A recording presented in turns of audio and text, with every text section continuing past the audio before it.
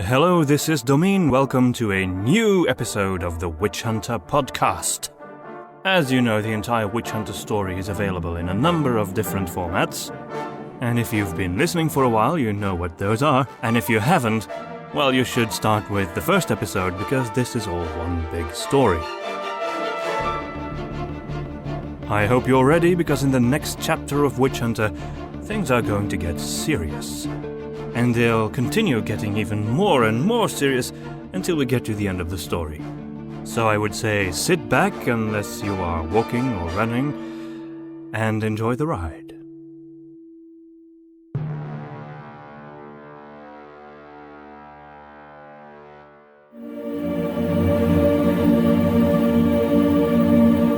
Ignis.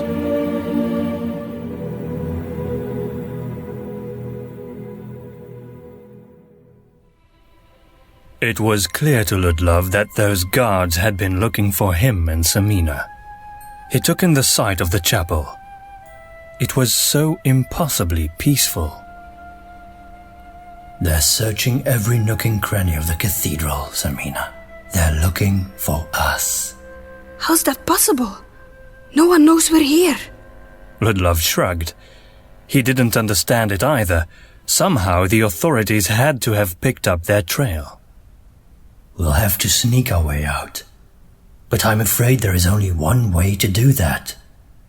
Through the church itself. Samina made a laconic expression. Very well then. If it's the only way, you lead the way, Ludlov. I've never been here before. She wouldn't have. Gypsies, beggars, and anyone below a certain line of class wasn't exactly welcome in the historic center of Sevenpeaks. By scripture, even the Voronitzian editions, anyone would have to be allowed inside a church. It was an unspoken rule that the Grand Cathedral was a bit of an exception, though. Ludlov looked around. There was one door on the opposite side of where they had come from, and another one to their right. The door to the right would open up straight into the church itself, which was the heart and essence of the Grand Cathedral. We could take that door. He gestured to the right. There are lots of exits from the church proper. But first, let me take another look through the keyhole. Samina shook her head and walked past him to the door. Let me, Witch Hunter. I have gifts you do not, remember? Ludlov had to admit that the cockier her attitude became, the more he found himself charmed by it. There was a freedom and an innocence, nothing actually pretentious, to the way she bragged. Samina closed her eyes, spread all 10 of her fingers, and placed both of her palms on the rough oak of the door. Once more, Ludlov felt the warm swirl of magical energy moving through the room. He felt the little hairs on his arms and legs raise beneath his clothes. He allowed the powerful feeling to pass through him. It was like he was standing in the middle of a great, gentle river of magic. There's someone in the church. A strong presence. And several lesser ones. A dignitary and some guards, Ludlov guessed. In any case, they shouldn't take that way. Luckily, there was still the door on the other side, which led to a long, narrow corridor running along the depth of the church. There would be a very steep staircase at the end, which would rise up high until it ended at the inside of an enormous flying buttress connecting the cathedral to one of the 7 spires. Someone's coming. They had no choice but to take the other door. When he had closed the door behind them, Ludlov decided they wouldn't be making the mistake of listening at it again. Onward now. As they rushed through the tall, narrow corridor, Ludlov couldn't help but wonder about the guards, and also who that strong presence Samina had sensed might have been. Samina was running faster than Ludlov had ever seen her do. Her feet pattered on the smooth stone floor. He tried to keep up with her, but he was determined not to be too noisy. They came to the foot of the staircase. Along with its twin on the other side of the cathedral, this was the steepest and tallest staircase in the whole of Sevenpeaks, except for the one they had taken into the ghost streets, of course. Samina wasn't about to be intimidated by it, though. She pulled the skirt of her dress above her knees, taking 3 or 4 steps at a time, moving lightly as a cat. Ludlov hoped she wouldn't lose balance, as there was nothing to hold on to along the way. As he tried his best not to fall too far behind, and not to fall down, he suddenly realized she wasn't just running away from the guards. She was hastening towards something. Halfway up the staircase, Ludlov decided they were far enough from any doors that he could raise his voice. Samina! Where are you going? There's no escape up there. She ignored him, and when she had arrived at the top of the stairs, she immediately entered the hallway to her left. Ludlov didn't understand. That hallway was the inside of the flying buttress, which would lead only to a closed door. Behind that closed door would be one of the Sanctissima, the tower chamber of one of the 7 peaks, harboring one of the 7 stones. As soon as he had arrived at the top, he ran after her. Contrary to similar church buildings, the Grand Cathedral didn't have downward-sloping flying buttresses, but straight ones that looked more like bridges from afar. Inside, the environment looked like one of the corridors inside the cathedral proper. There were little slits of windows on either side of the corridor, showing the first natural light Ludlov had seen in what seemed like an eternity now. It startled him to witness a blood-red sunset, the likes of which he had never before seen in Sevenpeaks. Far, far beneath Ludlov's feet, there was the Grand Market, and beyond that, the enormous city spread out. Visitors would have marveled at the view, but Ludlov didn't have time to admire it. He sensed there was something wrong with Samina. He had to catch up with her. His muscles burned as he dashed along as fast as he could. His mouth fell open with astonishment when he saw that the door at the far end of the hallway was open, and the bright orange light of the stone inside streamed into the corridor. Sigurd! When he had finally reached her, he immediately threw his arms around her to restrain her. The Sanctissima was a heptagonal room, almost entirely made out of glass, divided by thin support beams made of steel. It was like a giant lantern. In the middle of the room, there stood a man, facing away from them. He held the glowing stone reverently in both hands, stretching them high. The light, though warm in color, was blinding. Beyond those windows, the evening sky was almost the color of blood. The figure in front of them turned around. It was a masked one. Behind the black raven beak, his eyes gleamed with glee. You are mistaken. His strange voice seemed to be all around them. Samina immediately stiffened in Ludlov's arms. He let her go, and she turned to him. I'm sorry, Ludlov. I was drawn here because I thought I sensed Sigurd. But he's not here. Ludlov moved forward into the Sanctissima, shielding Samina. He wanted to speak to the masked one, but just as he was about to do so, his entire body was blown back by a gigantic shockwave. Shards of glass rushed past him, some cutting into his clothes. All the air left his lungs when he was smashed onto his back onto the corridor floor.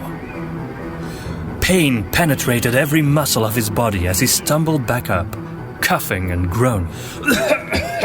In the broken window of the Sanctissima stood 3 ravens, the size of horses. Their fully black eyes glistened in the orange light of the stone.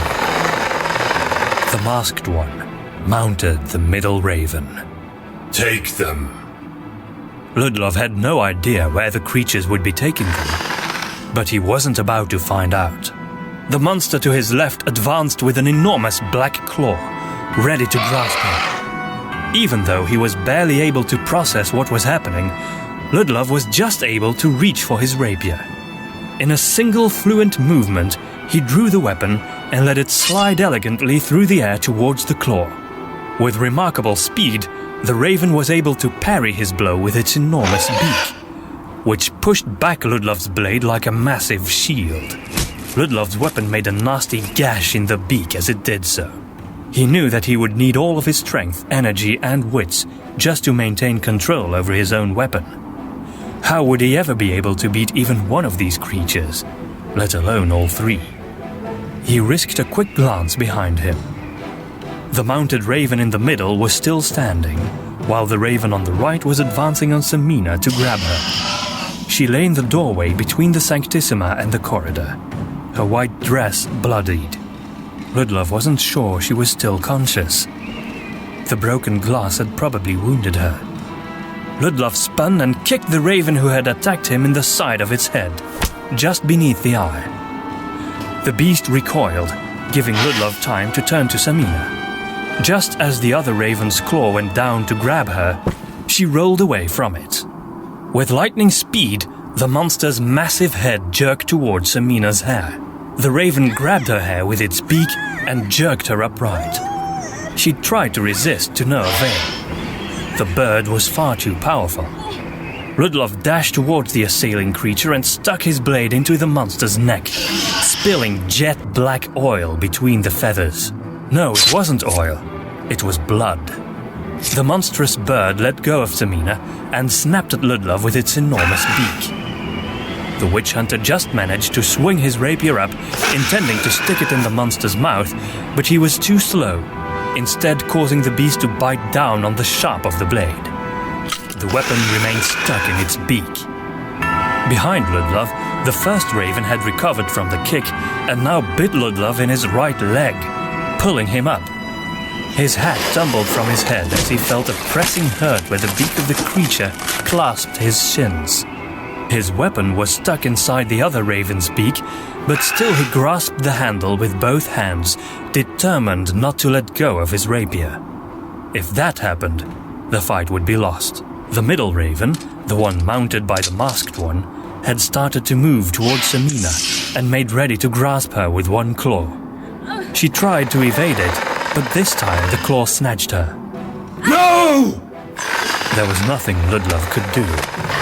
The two ravens that had taken him took little steps backwards, raising his entire body. He had to hold on to his rapier somehow. If he lost that grip, he would be nothing more than a worm in the bird's beak. Using his pistol was not an option. The mounted raven was hopping back towards the window, holding Samina in one claw.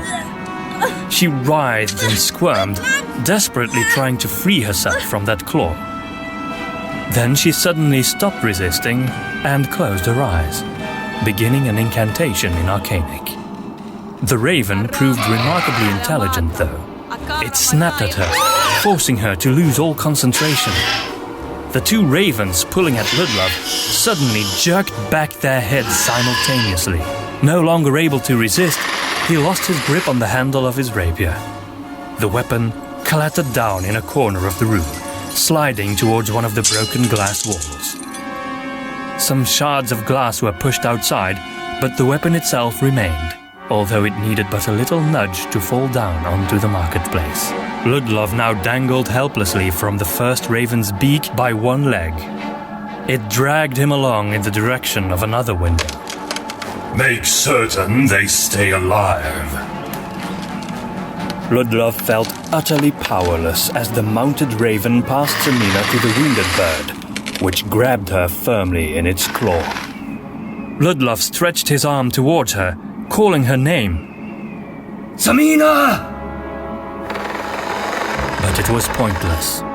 The creature that clasped his leg in its beak now grabbed his arms and waist in its massive claw, rendering him totally unable to act, utterly constricted, and facing downward. Then the bird hopped through the Sanctissima on its other leg. Everything moved, and Ludlov could hardly see what was happening, but he felt the cool night air. With one more hop, the creature stood poised on the very edge of the broken glass wall, ready to fly out. Ludlov could now look hundreds of feet down to the grand markets, where tiny black dots of people had gathered, no doubt following the spectacle in fear and horror. A few shards of broken window glass rushed down beside him. No! All at once, several pistol shots were fired behind Ludlov, while above him, the enormous raven that was carrying him let out an unholy screech. Black blood dripped down on top of the witch hunter. Then the full weight of the beast pressed down on him.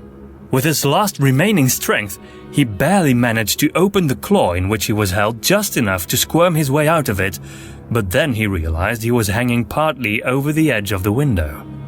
If he did manage to crawl out completely, he would probably fall to his death. "Damn it!"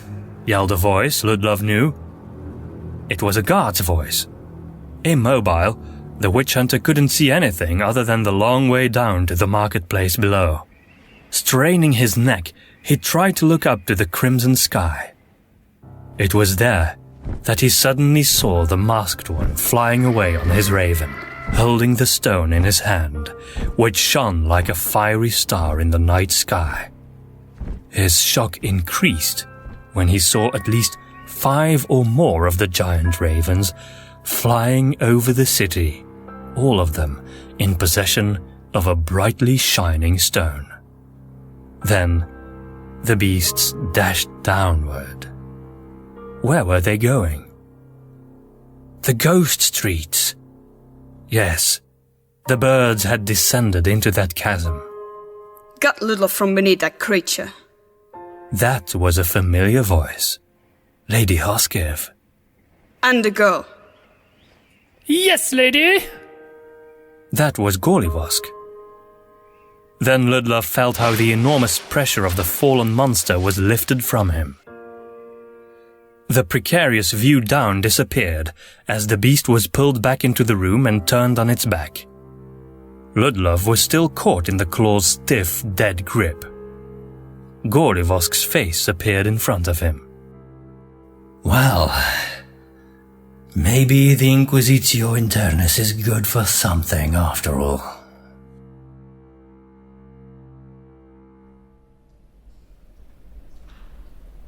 Oh, my head. Ludlov thought his skull might be cracked. Ludlov, you're awake. With great effort, he managed to sit up straight and take in his environment.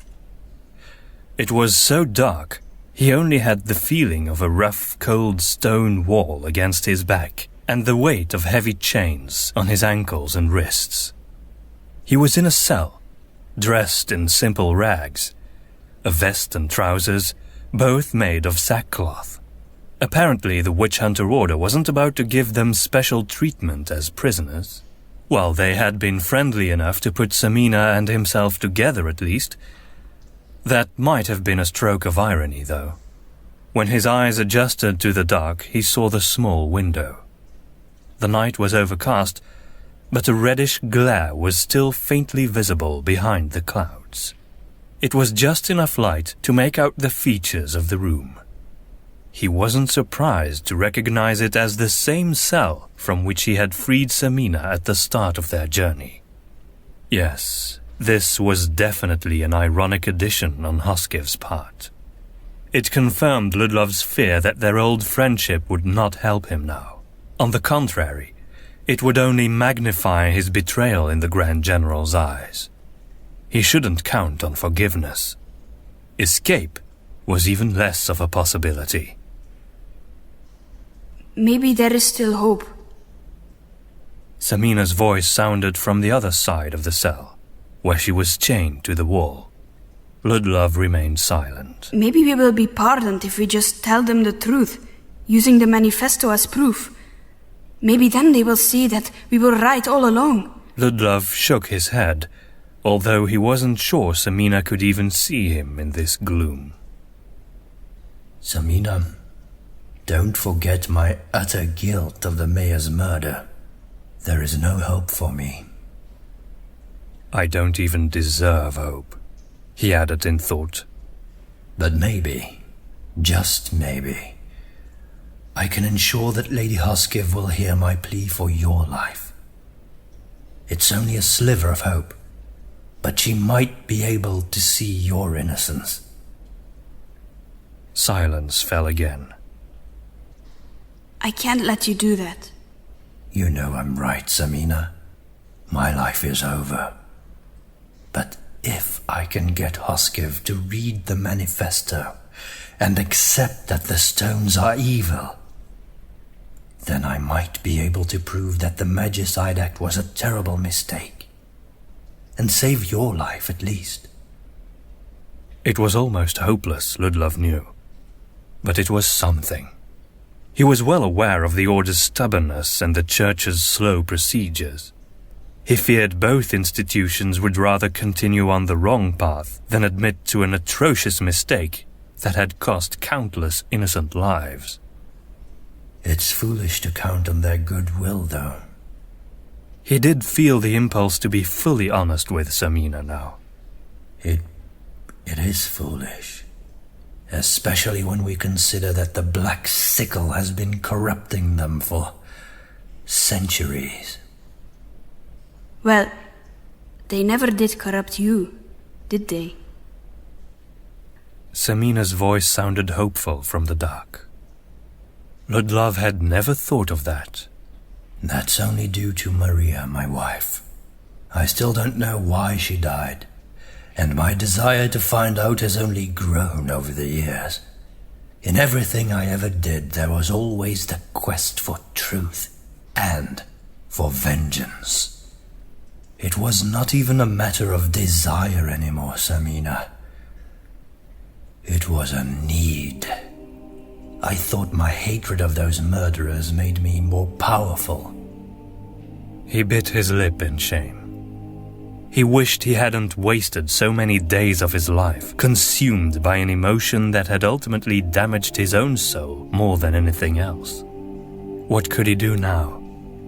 All that awaited him was death on the pyre. Thinking back to that night when he had shot the mayor, he knew he deserved it. A fiery death, followed by an eternity of solitude, away from the goddess and anything he had ever loved. An eternity of wandering through the grey mists, like in the book of Vigilus. The death of a sinner and a traitor. I wish I hadn't hated so much. So close to the end now. I see it all differently. The worst of my fears used to be to die without revenge. Not anymore now.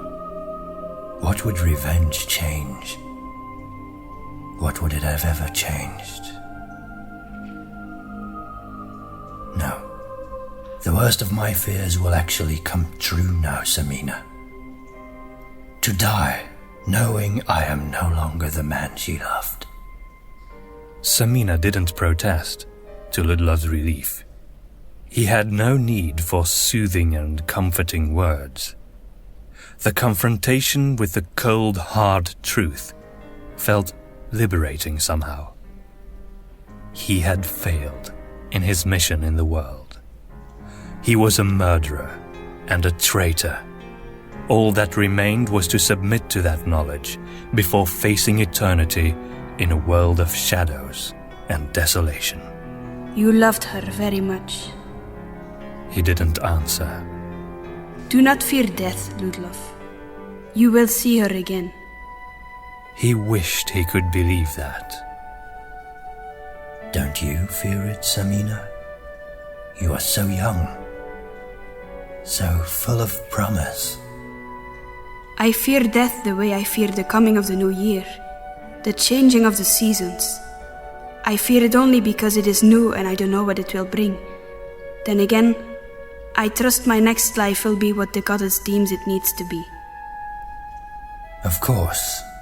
I had forgotten that the Sintra tend to be partial to the theory of reincarnation. I fear it is a folk belief, Samina, unsanctioned by any of the scriptura. Even the pre-Voronician ones? He was reminded of a passage from De Vitae Virginis, the third volume of an apocryphal pre-Voronician scripturum, one that was never translated into High Thottic. Quando mundus egenus virgini, Virgo incarnata. When the world needs the maiden will be flesh. He translated from memory. It had always been a mysterious passage. One might take the word incarnata to mean reincarnated. Any annotated version he had ever seen of that text had explained it as a way to refer to the 7 stones, though. An explanation even Ludlov had always taken at face value. It's possible the maiden might reincarnate at some point. Do you know the story of Wilhelm the White? Not really. He blinded himself. That's all I know. Samina, with her disarming honesty. They say that when Wilhelm met the Princess Eline and converted, he claimed afterwards that she had revealed herself to him as the blood of the maiden. The clergy says that the maiden's appearance to Wilhelm was a vision, a gift from the goddess to guide him away from his evil path. Who knows, though? Maybe he actually met her in the flesh. He pondered the wonder of that for a moment. It would never be sanctioned by the church, of course. The story is far too arcanic in nature, too magical. It could be true, though. You never were like any other witch hunter, were you? Maybe not, Ludlov thought. No other member of the Order shared my understanding of the magical arts. And certainly none of them knew what it meant to love one with your gifts. Samina's voice suddenly sounded different, stronger somehow. Yes, Ludlov, that's what I mean. I do not believe you were ever defined by hatred. You loved. That part still lives within you. Love had turned to grief, which in turn had become bitterness by the time I met you, Samina. No. Ludlov, the man, is dead. And now, Ludlov the witch hunter will die as well. Those are not the words of a falcon, Ludlov. The falcon. His power animal. He could ask her now, they had time. What is a power animal, Samina? She actually laughed. Chained to a wall in a dungeon, with the end of the world and her own death looming on the horizon, she laughed. And he suddenly felt that deep, warm glow again. Man and animal are one, Ludlov. No matter how much of a city dweller you may be, you too are connected to an animal like a brother. He was prepared to believe that. Why are you so sure it's the falcon, though? You know it's my ring, not some innate quality of my own that connects me to that bird. And you probably think it was mere chance that brought that ring to you. No. Falkrin has meant too much in my life for that. Ludlov had to admit that, even though he only now realized it for the first time. He even felt a little bit guilty towards the animal, whose friendship he had often taken for granted. Does everyone have a power animal? Of course. This simple exchange of words and thoughts, far removed from ancient conspiracies and impending death, made the world feel sane again somehow, even if it was just for a little while. What's yours? The wolf. The wolf? A predator? Not what he had expected. He would have thought of some gentler animal like a deer or something. How do you know? He was sorry he hadn't asked such questions earlier, when her knowledge could have helped him. Perhaps he had been arrogant, forgetting how much she had to teach him. My mother was a child of nature, as you put it. We lived near the wildwood. One day, when I was still little, I was in the forest with Sigurd. He was more experienced and told me which berries I could pick and how to read animal tracks. He also told me to stay close, but I was small and inquisitive, and I strayed from the path. I think I spent hours wandering in the woods, looking for my brother. Evening fell and I was still alone, crying with fear and loneliness, convinced I was going to stay lost forever. That's when the she-wolf found me. When I saw her, I was afraid. I had no idea what to do, but I knew I was too small to run away. The wolf just came close and looked at me. I don't know how long we stood staring in each other's eyes, but the sun had set and the moon was shining down high above the treetops, and I was still lost in these yellow eyes when I heard Sigurd's voice calling my name. The wolf fled, and I called for Sigurd, who found me. Ever since, I have known who my power animal is. I like that story. It was quiet for a bit. Suddenly, Ludlov thought of something. Maybe the raven is the black sickle's power animal.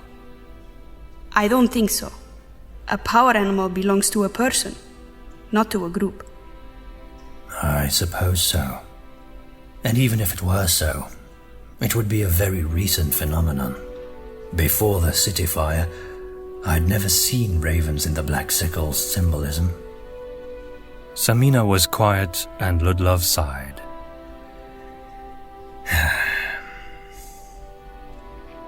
The cell became cold and quiet again. Can I ask you something, Samina? Of course. Her voice sounded apprehensive.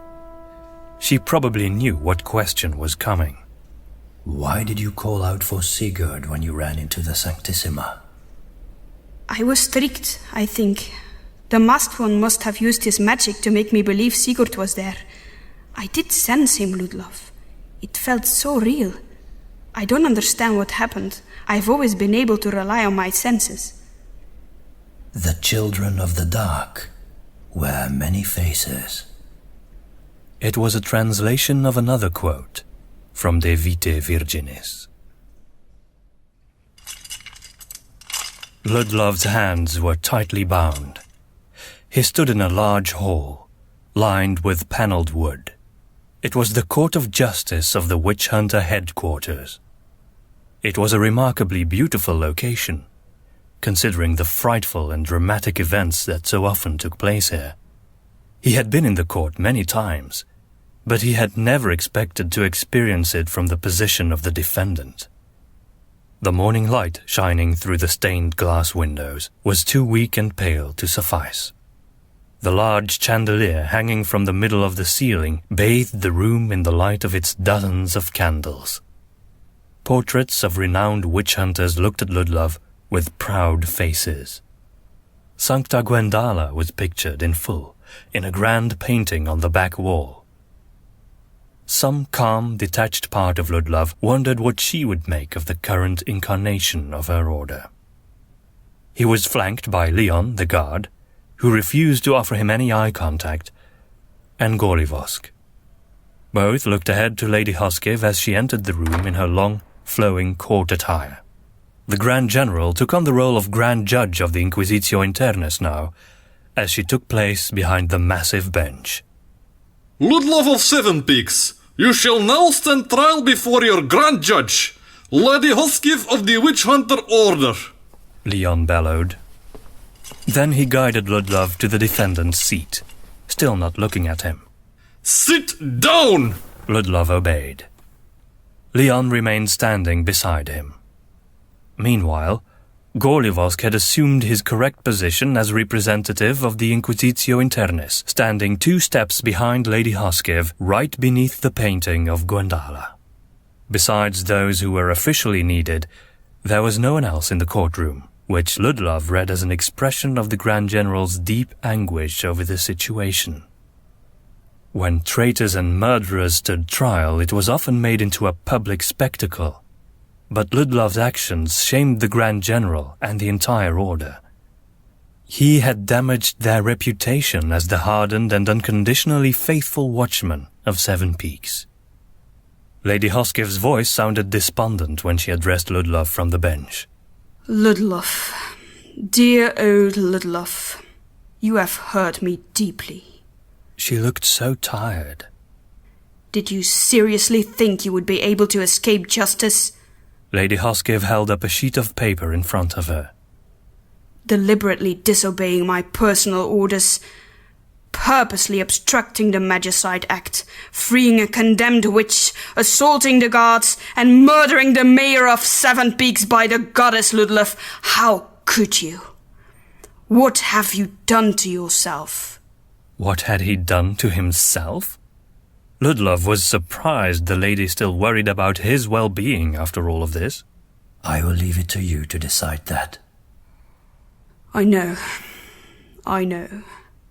much as it grieves me. You have no idea how much it pains me to issue this verdict, but you must understand that it is my duty to do this. Of course he understood that. I only have one question, Ludlov. Why? Why did you do all that? Are you in love with that girl? Is that it? Now you will both end up in the same miserable way. He shook his head. Had she forgotten what had driven him all these years? He had always thought the lady had known him better than anyone else. My fate was sealed. The moment when the Black Sickle murdered the woman I loved, lady. Lady Hoskiv closed her eyes and rubbed her forehead. Of course, the Black Sickle. What do you want me to say then, Grand General? Ludlov burst out, ignoring all formality. Tell me, what words I can utter that will bring back the mayor from the dead? I know his blood is on my hands. That deed was mine, and I will never be able to repay that life. Lady Hoskiv gave him a look that expressed no pity or sorrow. Is this all you have to say in defense of such horrible crime, Ludlov? Some sad little confession? Ludlov suddenly felt a fire of anger light up inside of him. Why was he the only one being formally condemned here? Yes, shooting the mayor had been a terrible deed, but he suddenly realized what widespread horrors Lady Hoskiv herself had ordered out of nothing more than fear of a dreadful apparition. A confession, he repeated mockingly, and the sudden change in his voice brought a look of surprise to the Grand General's proud features.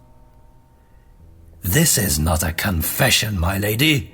This is a manifesto! He stood up. Leon tried to push him back down, but Lady Hoskiv held up her hand to stop him. She waited for Ludlov to speak. Ever since Maria died, I have thought about only one thing. I have lived for only one thing. Every sword I drew and every life I took, all of it was solely in the service of revenge. All I wanted and all I lived for was to find and destroy the Black Sickle. He swallowed, bowed his head and allowed the words to come. Words he hadn't expected, expressing thoughts and feelings of which he hadn't even been aware before. Until recently, until I met Samina. I freed her, yes, but in a much realer sense. She freed me. In all my passion to find my enemy, I had forgotten where my goal had once originated and what it really meant. I loved my wife. I loved her more than you will ever understand.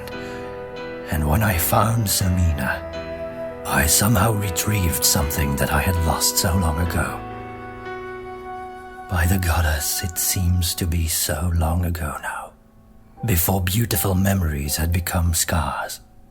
Through Samina, I have seen a light that I have seen only once before in my life.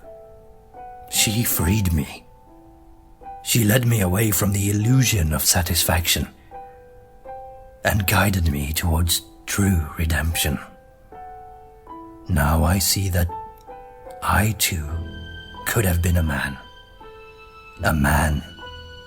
and not just a hunter. There were tears rolling down his face, a sight no one had seen in 7 years. And he didn't care. Only now do I see that things can always change. And things will change, my lady. A massive change is already taking place right now, and you will all witness it up close. I know you will condemn me to death, but before you do, allow me to tell you what I have seen in the darkness, right here, underneath our feet, underneath the Grand Cathedral.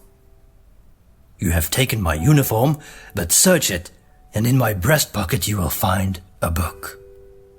Lady Hoskiv nodded dismissively.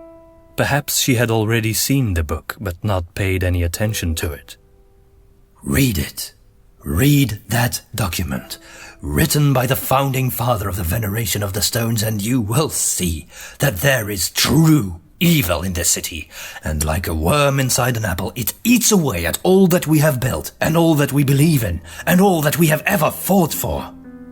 I know that I'm guilty of murder and high treason, but if you condemn Samina along with me, you will perpetuate that evil. You will feed it. I know what I am, but she, my lady, she is more pure than any of us. It was quiet in the courtroom when Ludlov sat down again. Lady Hoskiv slowly shook her head. She is a magician, Ludlov. Her innocence does not matter. Ludlov felt his fingernails dig into his palms. How could he make the lady think differently about magic? My lady? The stones are evil. For the first time, he saw a look of true shock on her face. The stones were stolen, Ludlov. All 7 of them. Is it not clear that the evil intended to rob us of our only protection? Ludlov wanted to stand up again. This time, though, Leon was quicker, and he was pushed back down onto his chair. But Ludlov would not let himself be silenced. The mages do not take power from sacred stones. The stones do not protect us. They are not sacred. They are Lucas's tools. They feed on all that feeds his evil. They feed on the murder of innocent magicians. With your magicide, you have aided Lucas. Those stones will bring forth the damnation of the entire city. Leon turned his head as far away from Ludlov as he could, like he was dutifully bound to stand close to something filthy and untouchable. Leon, a man who had once called Ludlov master. Samina and I have seen the twisting pathways of evil and faced the truth. We can still do something now, only if we change. And if we all change, we can still turn the tide. Can we do that, my lady? It was quiet for a long time now. Ludlov held a tiny flicker of hope, now that the Grand General at least seemed to be listening to his words. What kind of change do you mean, Ludlov? A change in who we are. Let us stop honoring stones, which we see as symbols of virtue, and start honoring virtue itself again. Revoke the Magicide Act. Destroy the 7 spires, and remember the virtues again for what they once were. A reality. Lady Hoskiv maintained an inscrutable look in the agonizingly long silence that followed.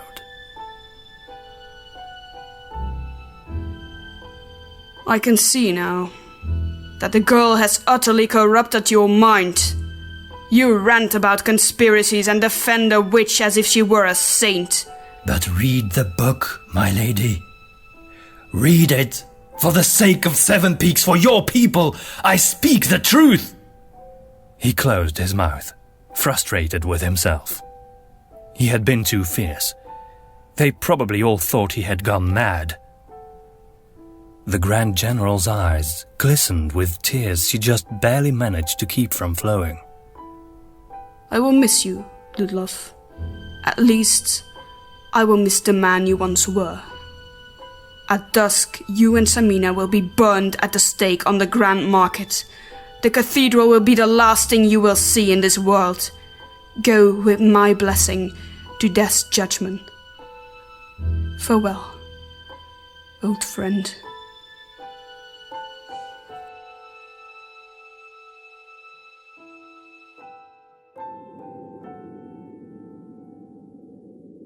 It was a bleak day. The cathedral and the 7 empty spires towered over a city held hostage by fear and uncertainty. The mages had been punished, and those few who had survived the Magicide Act would soon be found and killed. It did nothing to soothe the people's spirits, though. The 7 peaks were empty.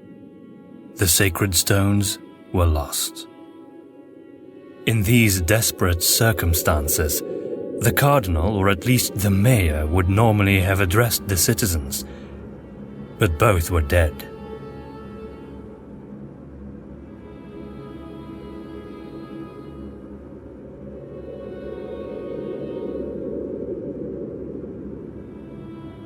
An eerie silence hovered over Sevenpeaks.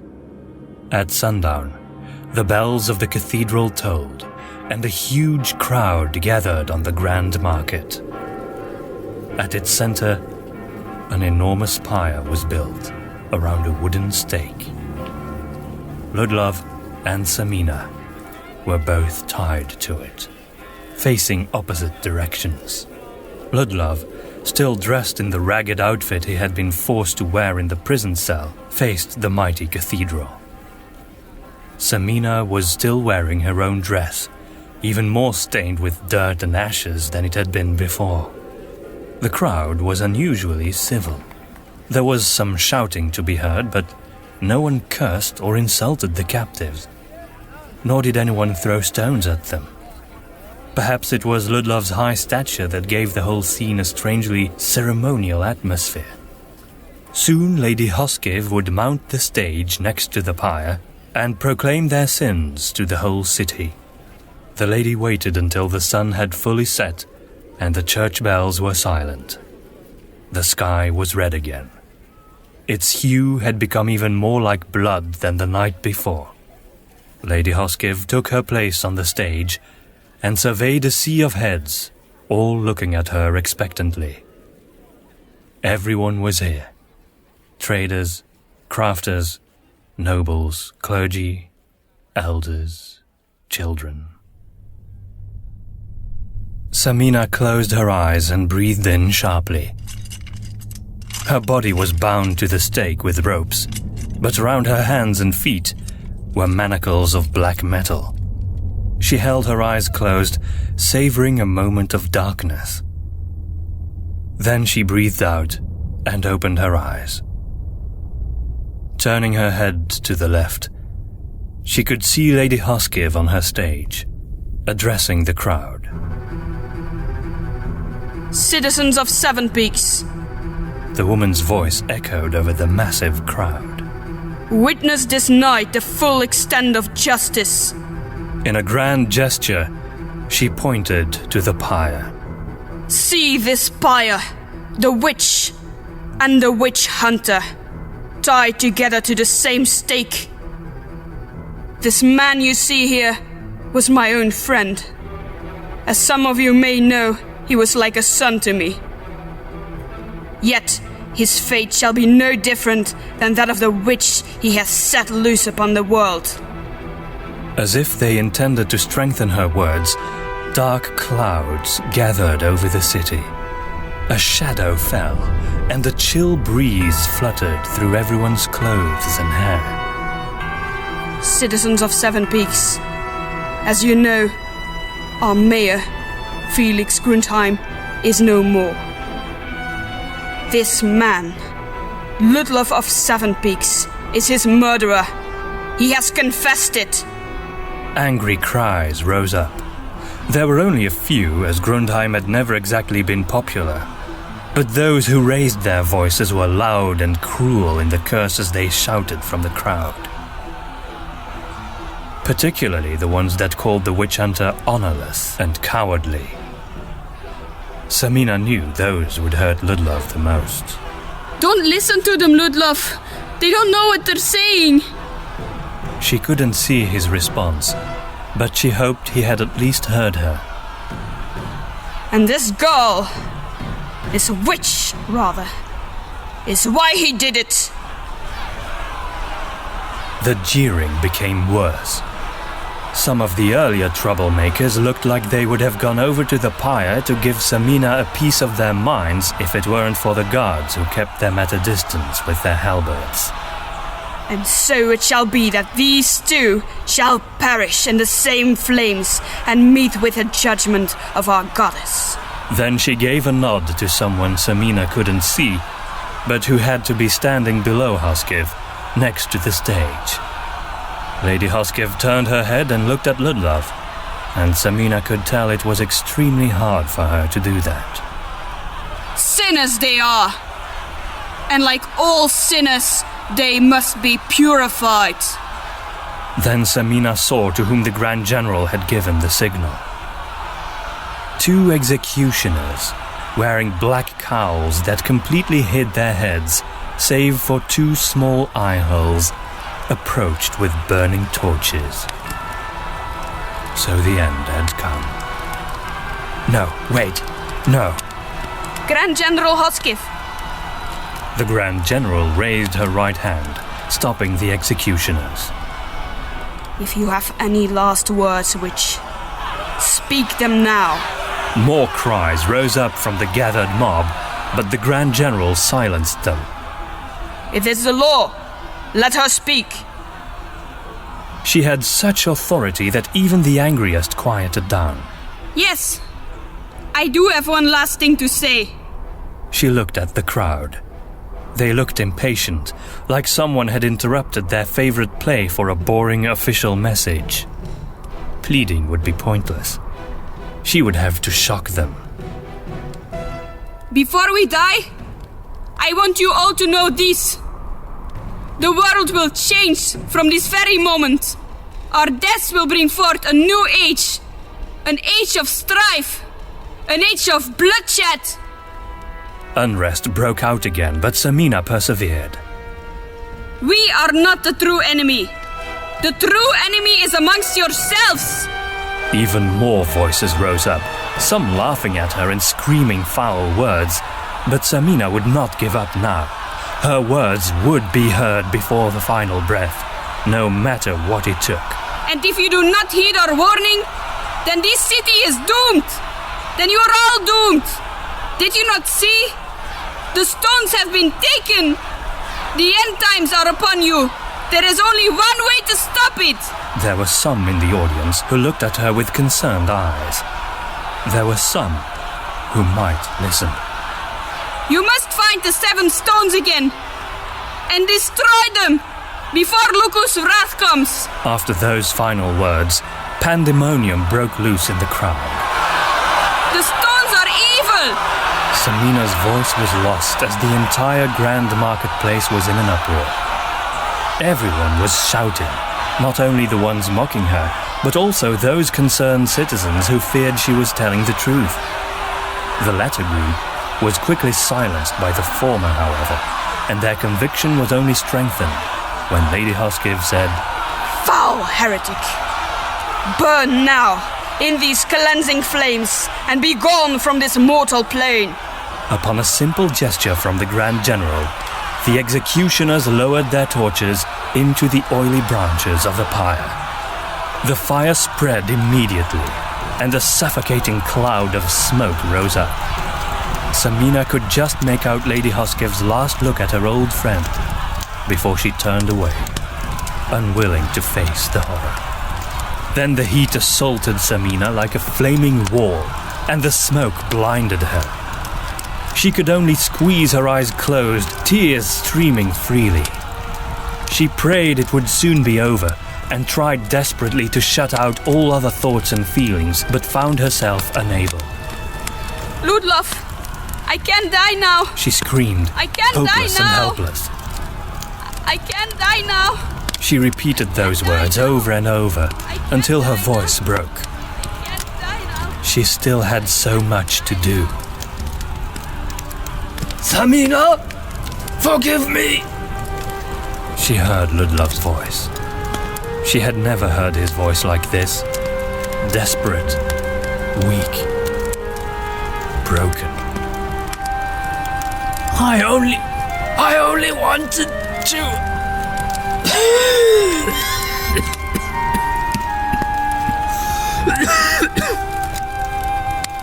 The smoke made him cough, unable to complete his sentence.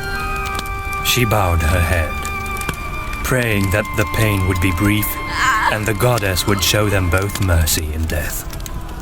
The smell of burning wood agonized her nostrils. The fire neared her feet. The heat of it was so intense that it felt like pure pain. Like 1,000 needles were slowly being pushed into every inch of her feet. Were they already burning? Was she burning? She couldn't think about anything. She only felt pain. The smoke was so pervasive she couldn't even breathe anymore.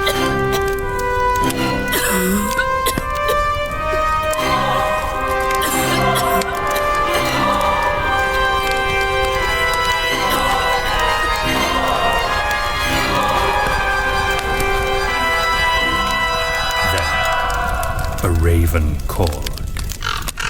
Beyond the burning heat and the stifling smoke, Samina heard the screams of fleeing onlookers. For a moment, she thought they simply couldn't bear watching them die. She opened her mouth to scream at them, but her lungs were so empty she instinctively breathed in deeply and managed to find air, not smoke. Simultaneously, a deafening sound roared around her. Confounded, she opened her eyes. She could barely see it beyond the silver haze of her own tears, but there it was. A black whirlwind of feathers. The smoke and the fire whirled along with the black mass. She focused her eyes. They were ravens. Hundreds upon hundreds of ravens. They fluttered around the pyre with astonishing speed. Some even dove straight into the fire, and rather than being burned, those birds turned to soot, covering and extinguishing the flames. Between the whirling frenzy, she could see more ravens, chasing away everyone on the marketplace like the swarms of locusts she had heard of in the tales from the southern lands. After minutes of black chaos, the birds finally spread out and the cloud of smoke and feathers lifted. All was quiet now. But Samina still felt like the entire world had become a boat rocking on a wild stream. Before she had even fully processed what had happened, she suddenly burst into tears, instinctively bowing her head to hide them, even though the crowd had left. She was alive. She didn't know how or why, but she was alive. When the tears had gone, she lifted her head and saw through her tears that a single figure stood before her, clad in a grey robe, with a simple rope for a belt. He was holding a staff as tall as himself and carried a knapsack over his right shoulder. She drew in a raspy breath and began to cough uncontrollably, shedding tears once more. Her face would have to be luminous with the light of those tears now, she thought. The figure approached, and she felt a hand on her shoulder. Before seeing his face or hearing his voice, she knew whose hand that was, and her heart leaped with joy. Sigurd! She would have shouted, but it came out as less than a whisper, her voice utterly spent. Sigurd, it's you. She looked up. There he was, a slender young man, sharp of features, copper of skin, with wild dark hair and big, bright blue eyes. "Good evening, Sammy," he said with a smile, taking her face in his hand and wiping away the dirt and tears, like she was 9 years old again, and she had stumbled over a rock and fallen while playing. Then he drew a long, bent dagger that he had tucked behind his makeshift belt and cut the rope that bound Samina and Ludlov to the stake. Only when the ropes had come loose did Samina feel how deep they had cut into her skin.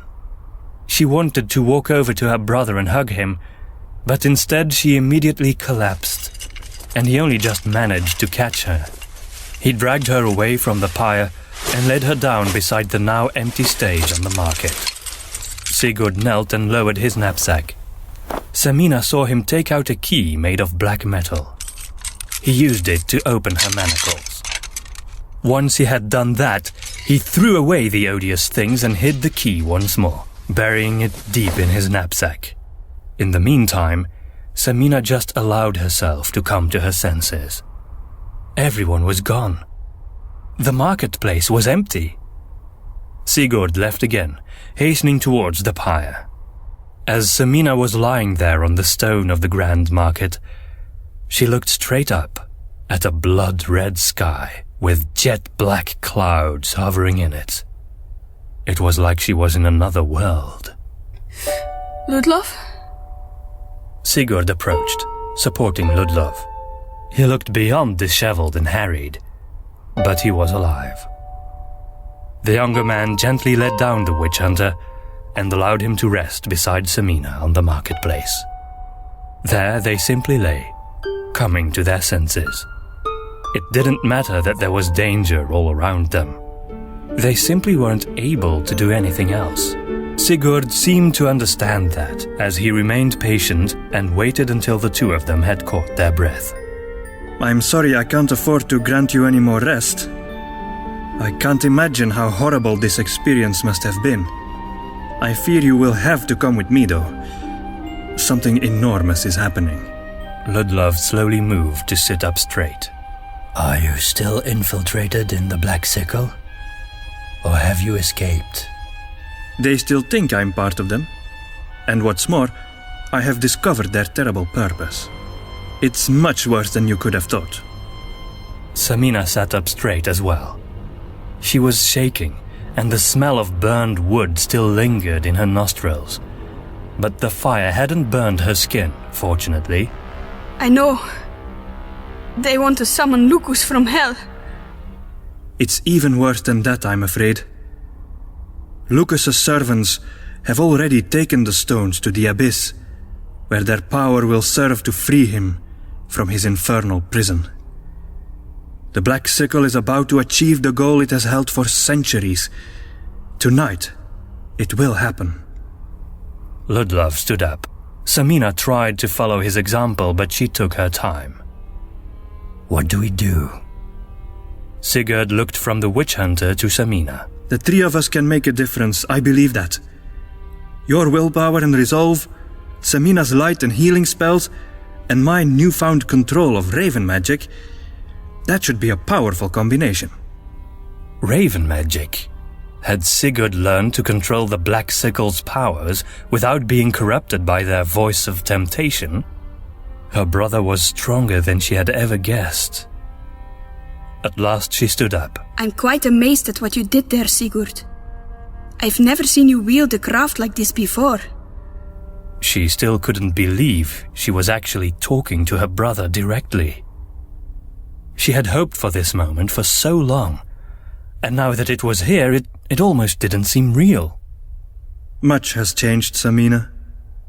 More than you think. Sigurd frowned. Then his expression softened and he smiled. It's good to be here with you. And they hugged each other tight. He was back. The brother she had admired, who had protected her and helped her all her life, was finally back in her life. Even though she knew the end of the world was close, she couldn't help but feel happy. Silver tears left her eyes once more as she squeezed him as hard as she could with her still trembling arms. Thank you, Sigurd. Then she let go of him, dried her tears, and took a deep breath.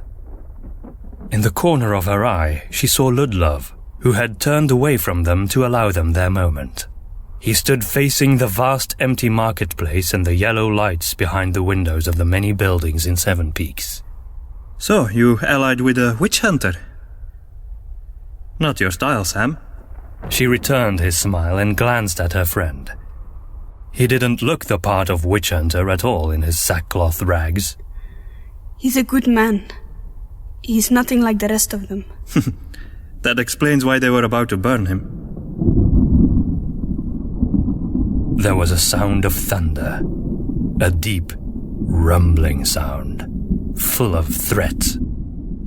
A moment later, bright red lightning flashed in the sky, revealing the jagged edges of the gathering clouds.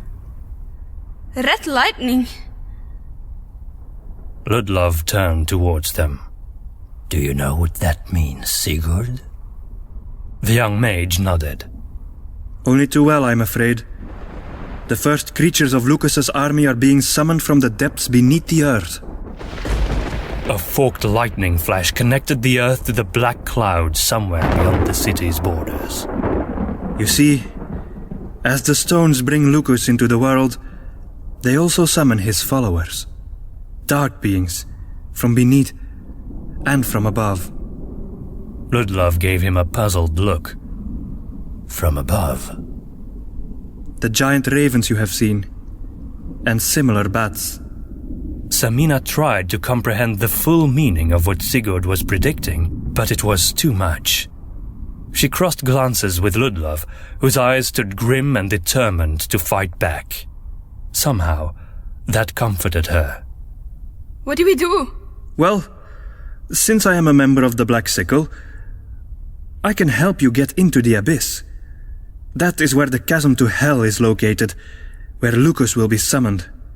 We have to go there and stop this. Wait, what do you mean, stop this? How? Sigurd ran his hand through his ruffled hair impatiently. Look, I know a way. As if that answered all of Ludlov's questions. I'll be needing both of you, though. Ludlov nodded, but the look on his face was deeply skeptical. Samina couldn't blame him. No one would be helping them, and they had no idea what could be done to stop Lucas's return now. Still, she admired her brother's courage. He had infiltrated the Black Sickle, and survived whatever they had put him through with his soul intact. And what he had done to free them with his raven magic, that was beyond anything she had ever even seen. She looked at him and felt such pride, love, and gratitude.